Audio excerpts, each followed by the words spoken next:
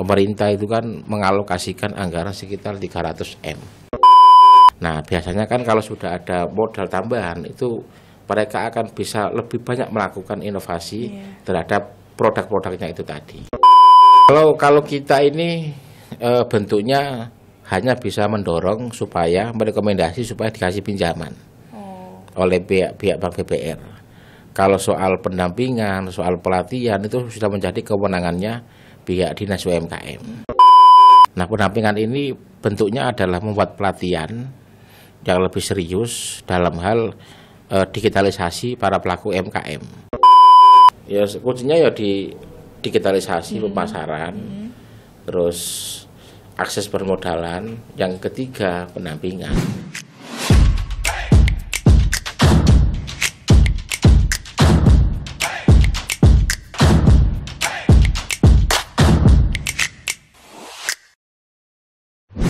Assalamualaikum warahmatullahi wabarakatuh.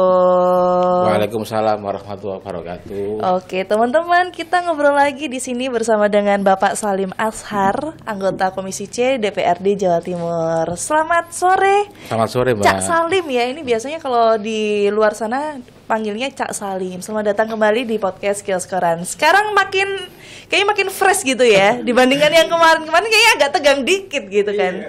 Sekarang lebih enjoy. Kita ngopi soalnya. Berarti kemarin belum ngopi ya. Oke, Cak Salim, apa kabar hari ini? Baik? Alhamdulillah baik. Sudah enakan ya, Cak ya? Sudah ngopi, sudah makan siang. Sudah ngopi, sudah ngerokok, sudah makan siang, jadi agak fresh. Agak fresh. Kalau kemarin kan belum ngopi, belum makan juga. Belum merokok, belum makan juga, akhirnya kurang fresh. Kurang fresh, ngantuk juga habis dari Jakarta kan yang waktu kapan hari. Kalau ini tadi dari mana, Cak Salim? Dari rapatkah atau dari rumah tadi? Dari rapat, paripurna. Rapat paripurna ya. Ini Cak Salim ini anggota Komisi C. Komisi C itu biasanya membahas terkait apa aja nih, Cak? Komisi C itu komisi yang bagian keuangan. Bagian keuangan termasuk soal pendapatan daerah. Oke. Dan mitranya juga gak terlalu banyak. Mitranya itu cuma ada BKAD yang soal aset dan keuangan itu, terus DPM TSP sama Bank Jatim atau BUMD. Jadi BUMD itu di Jawa Timur itu selalu menjadi mitra kita. Mitranya Komisi C. Jatim itu kan ada 9 BUMD. Nah, itu juga mitra kita semua. Berarti Cak Salim sendiri ini kalau ngomongin soal Komisi C itu UMKM itu termasuk atau bukan ya? UMKM itu kalau dinas, itu kan masuk di mitra Komisi B. Tapi kalau DC juga masuk karena UMKM juga bagian dari pelaku usaha yang bisa memberikan manfaat atau pajak ke Pemprov, meskipun harus ada klasifikasi kan. Kalau UMKM itu kan bisa kena pajak kalau pendapatannya itu di atas 500 juta tiap tahun. Kalau di bawah itu mereka bebas pajak. Berarti karena ada pajaknya maka itu juga masuk di Komisi C. Baik, karena urat nadi ekonomi rakyat. Betul ya, Cak ya? Kita sebelum membahas masalah UMKM atau di bidang Komisi C gitu ya, Cak, saya pengen tahu nih, Cak Salim ini kan aslinya orang Lamongan, tinggalnya di Surabaya. Nah, kalau ke Lamongan ini biasanya setiap berapa minggu sekali? Istri, keluarga di Lamongan semua apa di Surabaya, Cak? Keluarga di sini, di sini semua. Cuman orang tua di Lamongan. Orang tua di Lamongan. Iya. Saya mau tanya dapilnya. Ini kemarin saya lupa tanya dapil. Penasaran ini dapilnya dapil mana aja nih, Cak? Saya dapil Jombang Mojokerto. Oh, Jombang sama Mojokerto. Iya, dapil Jatim 10. Kalau dulu 2019 saya nyalek RI dapil Lamongan Gresik. Belum jadi, terus kemarin nyalek di provinsi dapil Jombang Mojokerto terpilih. Jombang sama Mojokerto itu. Jadi dapil itu gak harus daerah asal. Oh gitu ya? Iya, karena saya aslinya Lamongan, tapi dapil saya kemarin Mojokerto Jombang, terpilih. Justru malah yang kemarin di Lamongan Gresik nggak terpilih. Oh, masih kalah. Masih kalah. Berarti kalau di Mojokerto dan juga Jombang banyak dong teman-teman di sana, Cak? Banyak. Banyak. Sering ke sana berarti kan ya? Ya otomatis. Otomatis. Ya, Berapa bisa dibilang satu minggu ada berapa kali, Cak, kalau maksudnya ngobrol-ngobrol atau diskusi bersama dengan masyarakat yang ada di sana? satu minggu bisa 2 kali. Wow. Bisa juga 1 kali, tergantung. Kalau padat juga bisa setiap hari juga. Pernah? Ya pernah. Waktu kampanye kan setiap hari kita.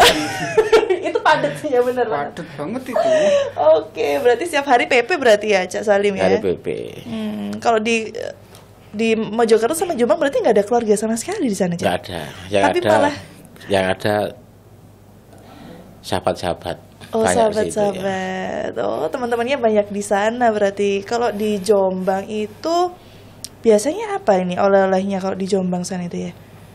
Jombang itu tergantung. Kalau kopi juga ada. Kerupuk bukan sih? Ya, bukan ya? Kerupuk juga ada. Kopi itu di daerah yang pegunungan itu yang Wonosalam itu. Kopi sama durian. Sama durian. Kerupuk ya? juga ada. Banyak kalau di Jombang itu. Batik juga ada. Oh, batik juga ada di sana? Ada. Berarti memang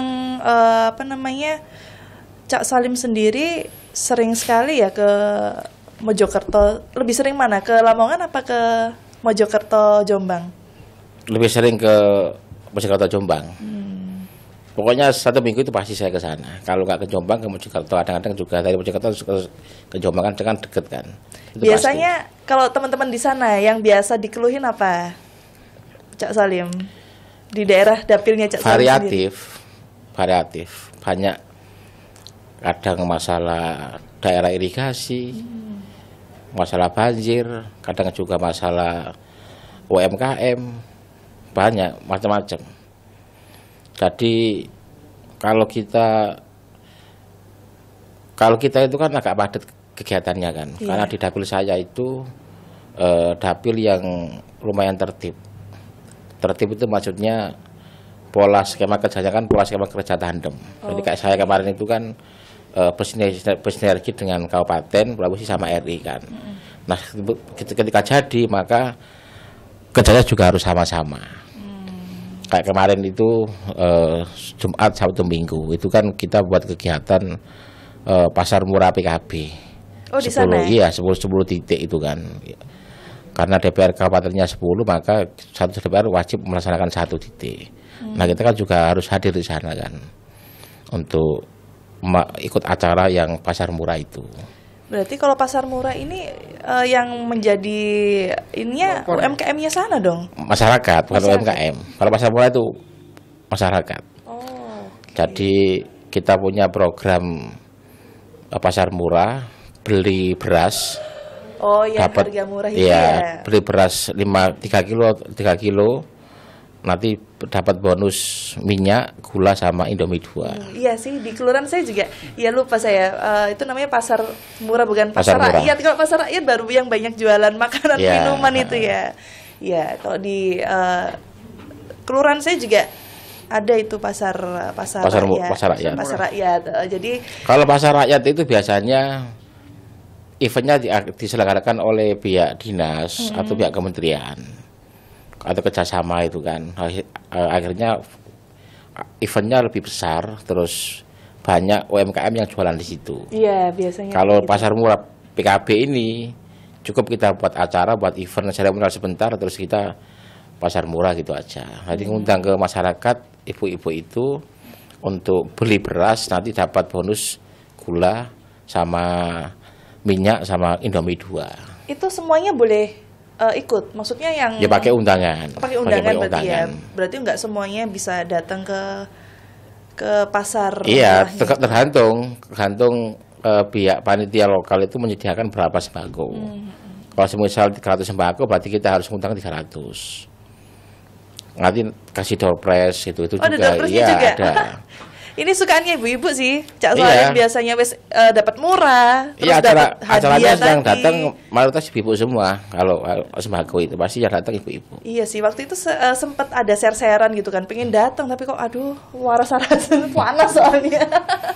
Waktunya diambilkan pagi sama sore. Jadi siang itu kita hindari karena faktor panas. Kan. Jadi pagi-pagi banget. Ada yang pakai acara senam dulu macam-macam, nanti baru sembako. Supaya nggak bosan kali ya. Kalau langsung ada jual beli itu kan kayak biasa gitu. Tapi kalau di depan sudah ada senam, terus jalan sehat nggak mungkin sih. Oke. Sebenarnya acara itu sebenarnya salah satu bentuk upaya PKB ya. Kita kembali ke masyarakat itu loh. Seperti mereka kemarin-kemarin yang sudah milik kita itu kita perhatikan lagi itu kan. Dan itu salah satu programnya, banyak yang lain gitu loh. Salah satu program yang kita terapkan di situ. Baik, tadi sudah sedikit bercerita tentang aktivitas dapilnya juga dari Cak Salim sendiri. Sekarang kita akan membahas dan memasuki tema di episode kali ini, yang dimana kita akan ngobrol santai dan membahas terkait peran DPRD Provinsi Jawa Timur dalam menopang UMKM digital. Sebelum itu Cak, saya mau tanya, sebenarnya jumlah UMKM di Jawa Timur itu ada berapa sih kira-kira? Atau mungkin di dapilnya Cak Salim sendiri ada kira-kira sekitaran berapa? 5.000 kalau Jawa Timur itu, kalau nggak salah ya. Saya punya data Jawa tadi, aku sempat baca. Oh, ya kurang lebih sekitar 5.000. Pokoknya Jatim itu termasuk di wilayah zona Jawa terbaik kedua setelah Jawa Barat. Oh, UMKM-nya itu termasuk banyak.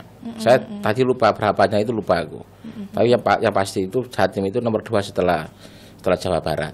Oke, nah ini kenapa sih Cak Salim sendiri DPRD Jawa Timur itu concern sekali gitu kan terhadap UMKM digital, dan apakah benar UMKM itu memang besar sekali di Jawa Timur? Tadi kan sudah disebutkan nomor 2 gitu kan, nomor 2 setelah Jawa Barat.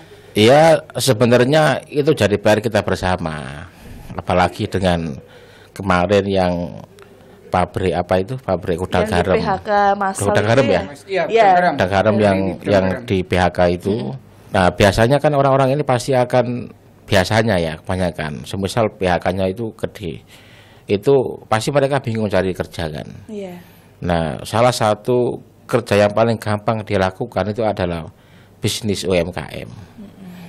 Cuman biasanya kayak begini ini, mereka juga harus, satu, dia butuh modal, tapi soal niatnya pasti dia lebih serius.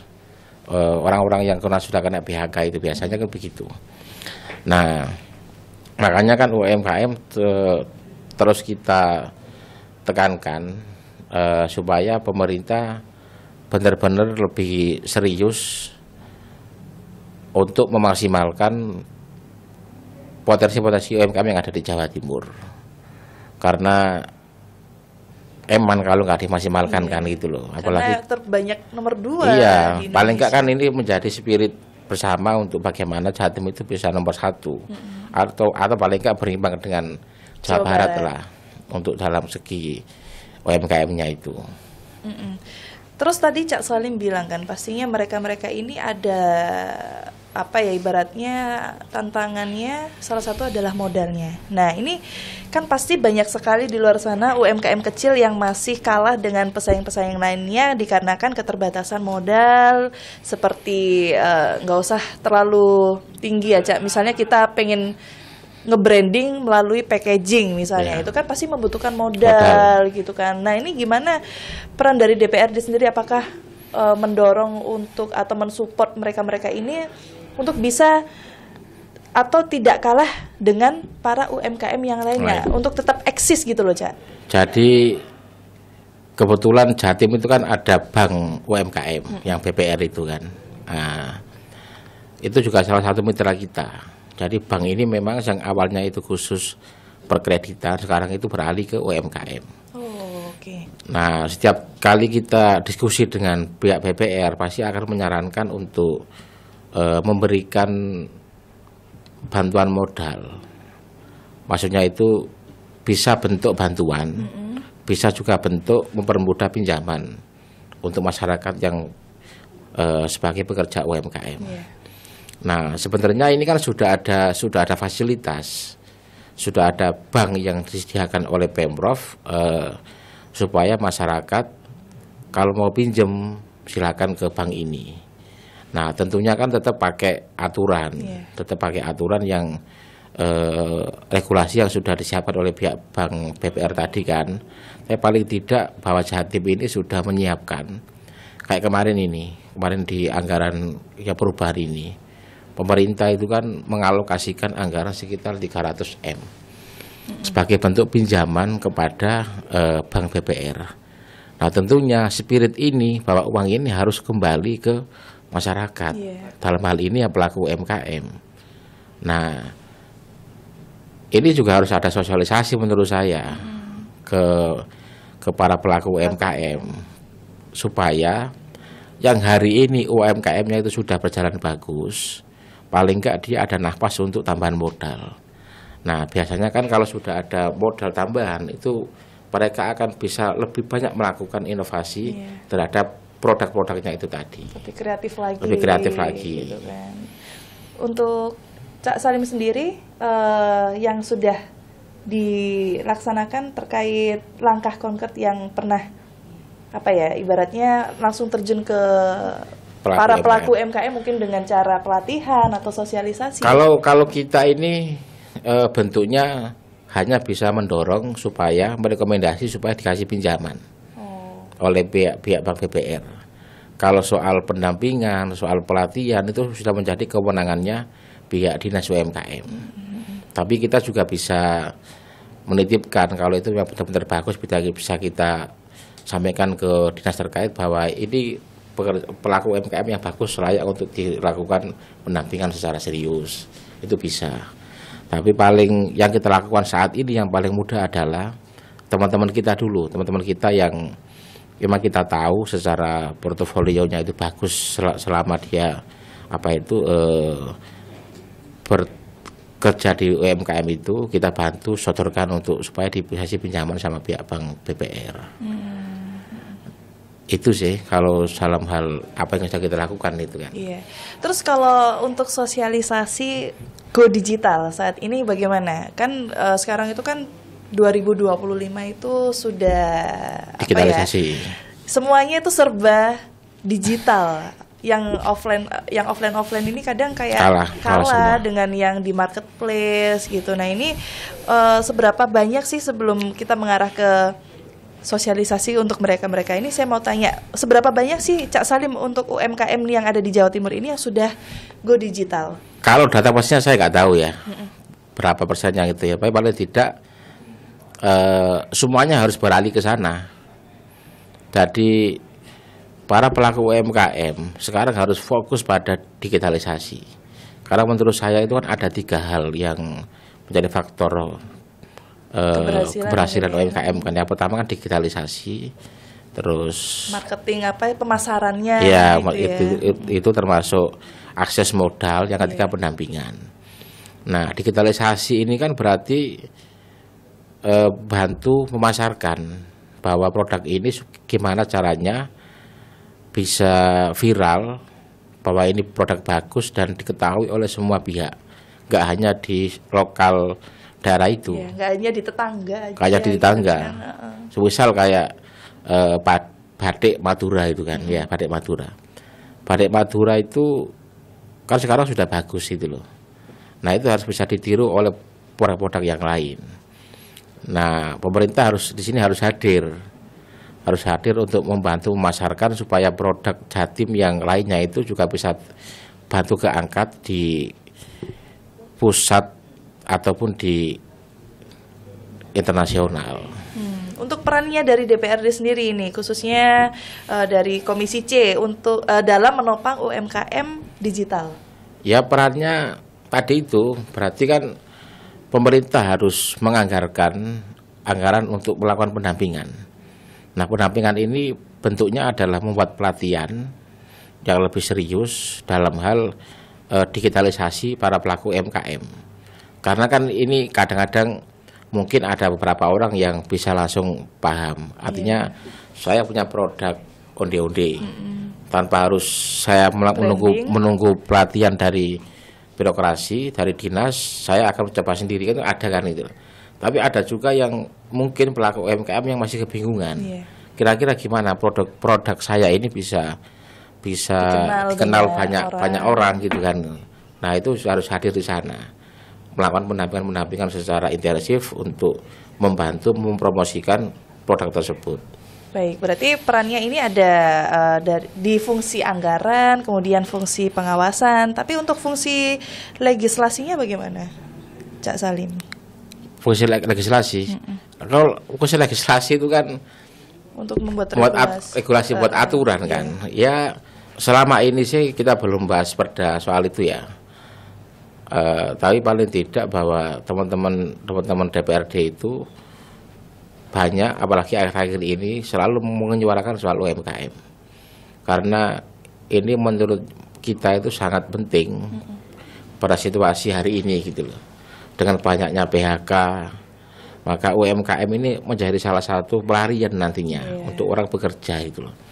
Makanya kan pemerintah di sini harus benar-benar serius dalam hal ini supaya bisa mengembangkan atau membantu orang-orang yang baru mau melakukan usaha-usaha UMKM.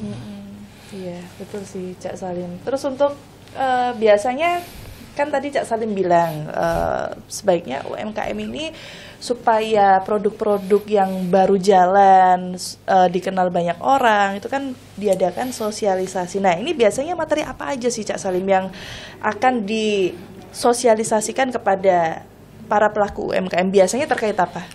Iya,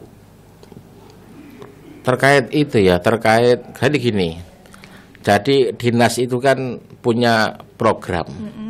Nah, salah satu programnya itu adalah mengakomodir, mengumpulkan para pelaku UMKM untuk diajak pelatihan gitu loh.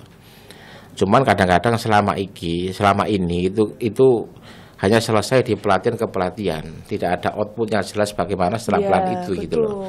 Nah, kita itu menekankan bahwa pendampingan itu dilakukan setelah pelatihan. Nah, pelatihan itu kan juga ada klasternya kan, ada yang pelatihan bagi pemula, ada yang sudah UMKM yang sudah berjalan bagus. Nah, tinggal dibedakan nanti bagaimana bentuk pendampingannya. Kalau yang sudah bagus bagaimana pendampingannya, kalau yang baru mau memulai nanti bagaimana pendampingannya. Nah, ini kan butuh konsentrasi secara penuh untuk melakukan pendampingan supaya pelaku-pelaku ini bisa maksimal semua gitu loh. Dan pastinya harus konsisten ya Cak Salim. Kadang berhenti cuma sampai pada pelatihan, pendampingannya ini masih kadang belum. Nah, itu yang sering kita kritik. Daripada memperbanyak kegiatan teori, pelatihan, ini prakteknya langsung. lebih banyak prakteknya, atau lebih menekankan pada sisi bantuan buat modalnya itu. Berarti itu yang saat ini sedang disorot oleh teman-teman DPRD ya, pengawasan untuk pelaku UMKM-nya sendiri. Jangan berhenti di pelatihannya aja, karena teori aja nggak cukup kalau tanpa prakteknya gitu kan.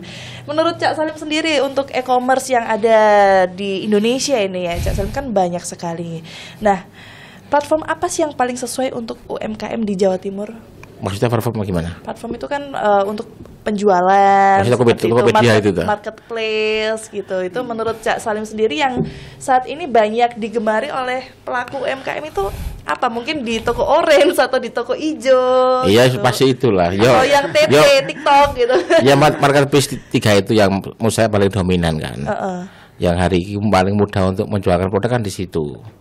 Jadi marketplace ini juga sebenarnya sangat membantu teman-teman UMKM. Karena kan di rumah bisa jualan online. Aku punya teman di Sidoarjo itu bisnis tas kulit itu. Itu kalau pas biasanya yang ramai itu 12 itu apa namanya? Oh iya. Promo itu. Kalau sekarang 9.9. Itu luar biasa keuntungannya itu. Itu online. Online. Kalau online tuh kan enak ya, kita nggak perlu nyewa apa namanya kayak. Harus ke sana memang arahnya itu. Mau nggak mau harus ke sana. Kalau masakan di mana sekarang? Kalau hanya via sosmed yang lain mungkin bisa membantu, tapi kan kita nggak tahu seberapa dia followernya kan gitu kan. Nah kalau kita masukkan di marketplace yang mungkin hari ini sudah ramai itu kan lebih mudah. Kalau saya mau beli sabuk kan, tinggal klik kan, sabuk kulit kan udah keluar semua nanti kan. Memudahkan pencarian lah ya. Mau cari di Sidoarjo, mau cari di Surabaya, mau cari di Mojokerto kan ada semua nanti. Terus kalau untuk marketplace sangat memudahkan teman-teman pelaku UMKM ini untuk mendapatkan penghasilan. Yang mall-mallnya otomatis bakalan tutup gitu dong, Cak. Itu PR kita bersama sebenarnya, harus dibuat regulasi yang mengatur soal itu.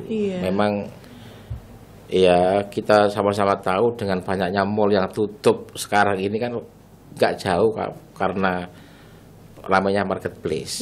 Pasti kan faktor itu kan. Sekarang udah zamannya digital semua. Hanya ada beberapa mall yang masih bertahan.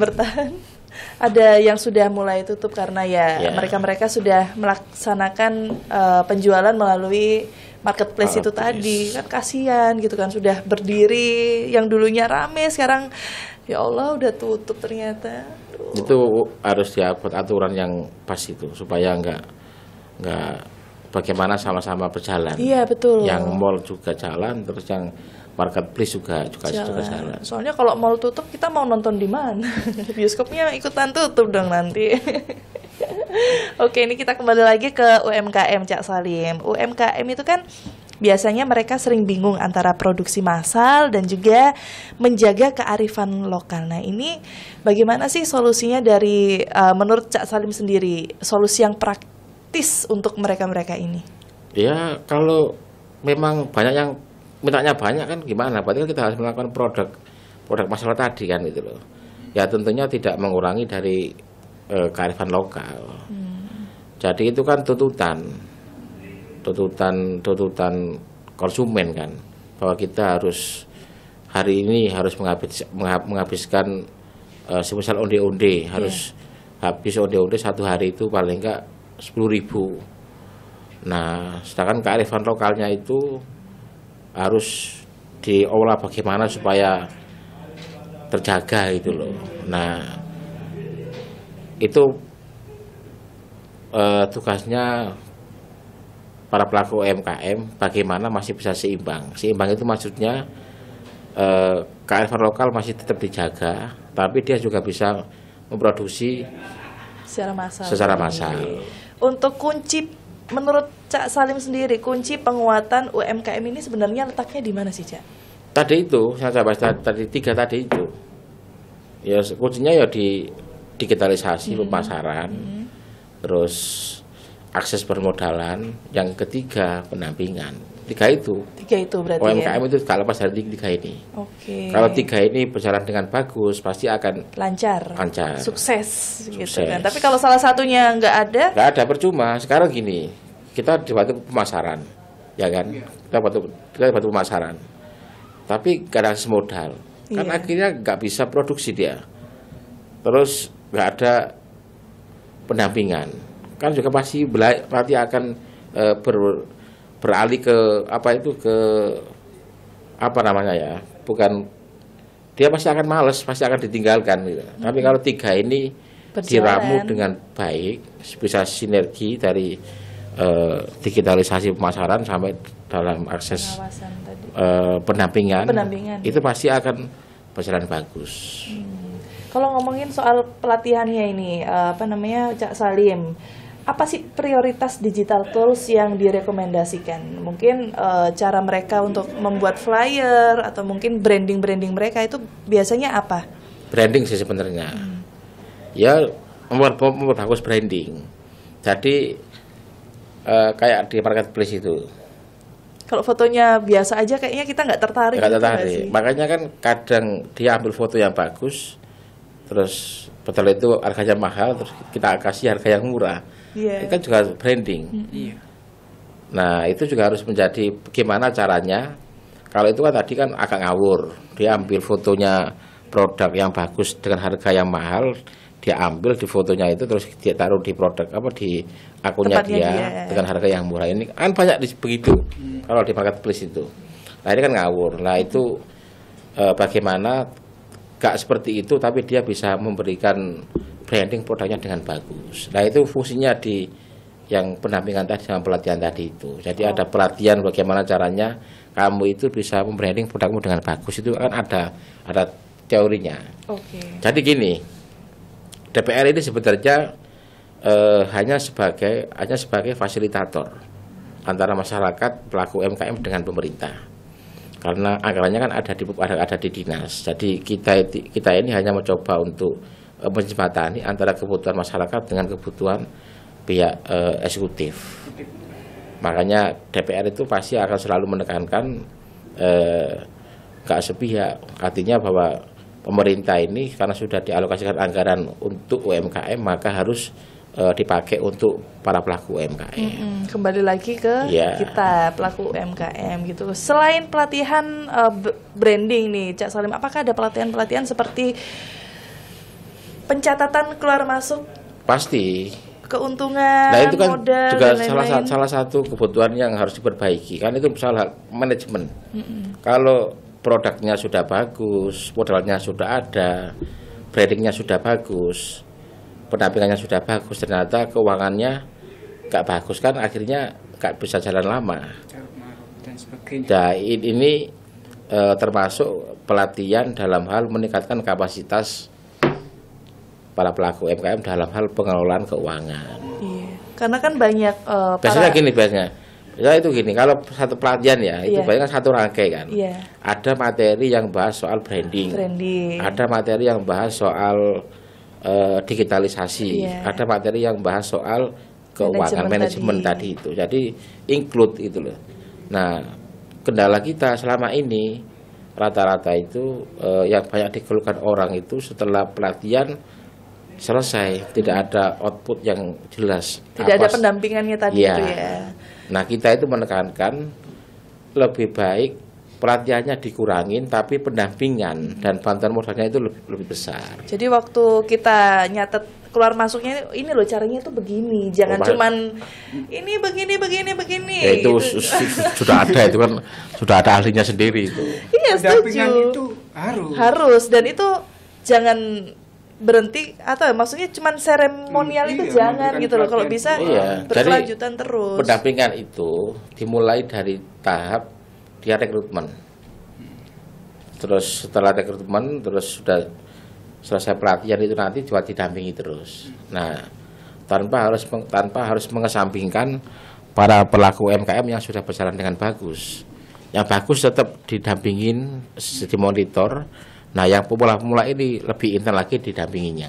Soalnya memang di luar sana kan UMKM ini bisa membranding. Kayak contohnya saya sendiri nih, Cak Salim. Saya kan juga pelaku UMKM ya. Saya bisa jualan, tapi nggak bisa mengatur manajemen keluar masuk keuangan itu. Jadi karyawan.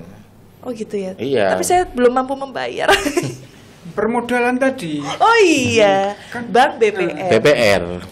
Solusi terbaik untuk pelaku UMKM. Itu sudah ada pinjaman dari pemerintah senilai 300 M kalau nggak salah itu kemarin itu untuk pelaku UMKM di Jawa Timur. Oke, berarti harus dipermudah pinjamannya, didampingi. Sekarang tinggal niatnya untuk mencari karyawan. Iya. Oke. Baik, berarti itu masukan juga buat saya sih, Cak Salim, karena selama ini kayak prosoku iki modalnya sakmene tapi kok untungnya nggak ono gitu loh. Mungkin masih belum bisa mengatur keuangan seperti itu. Ini terakhir, Cak Salim. Untuk teman-teman yang lagi nonton podcast ini, apa tindakan konkret yang dihadapkan dari pemerintah dan masyarakat? Maksudnya? Mungkin tindakan-tindakan dari pemerintah dan juga masyarakat seperti yang tadi Cak Salim. Harapannya kepada UMKM seperti apa? Pemerintah. Ya, dari anggota DPRD Komisi C kepada. Ya, kalau harapan anggota DPRD ya berjalan semua. Artinya DPRD sudah mengalokasikan anggaran untuk dinas terkait. Nah, tentunya anggaran ini bisa dipakai dengan baik untuk kebutuhan masyarakat. Dalam hal ini kan UMKM. Biar seimbang. Itu pasti kita harapannya di situ. Karena kalau UMKM itu bagus, sebenarnya daerah juga yang diuntungkan. Makanya kan menurut saya itu ada klasifikasi usaha-usaha yang sudah besar itu tetap ditingkatkan terus, karena nanti daerah juga bisa narik pajak. Kalau yang kecil-kecil itu tetap kita bina, terus kita monitoring, kita bantu kembangkan supaya nanti bisa semakin lama semakin meningkat. Artinya harapan kita itu UMKM bisa selalu berkembang supaya pendapatannya juga bisa lebih banyak. Maka nanti kalau sudah bisa mencapai keuntungan 500 juta dalam setahun, maka dia ada budgetnya. Kalau masih di situ, kalau masih di bawah itu kan belum ada budgetnya. Pantesan aja aku nggak pernah bayar pajak, soalnya masih di bawah 500 juta UMKM-nya. Nggak niat. Oke, terima kasih Cak Salim. Oke. Harapan semoga teman-teman di sini pelaku UMKM jangan lupa selalu ikuti pelatihan, kemudian punya HP digunakan dengan sebaik-baiknya, dimanfaatkan sebaik-baiknya untuk digitalisasi. Terima kasih sekali lagi untuk Cak Salim Azhar yang kali ini di podcast membahas terkait peran DPRD dalam menopang UMKM digital. Semoga teman-teman di sini apa yang sudah disampaikan oleh Cak Salim bisa bermanfaat untuk kita semuanya. Amin. Terima kasih. Ketemu lagi ya teman-teman di podcast Kios Koran episode selanjutnya.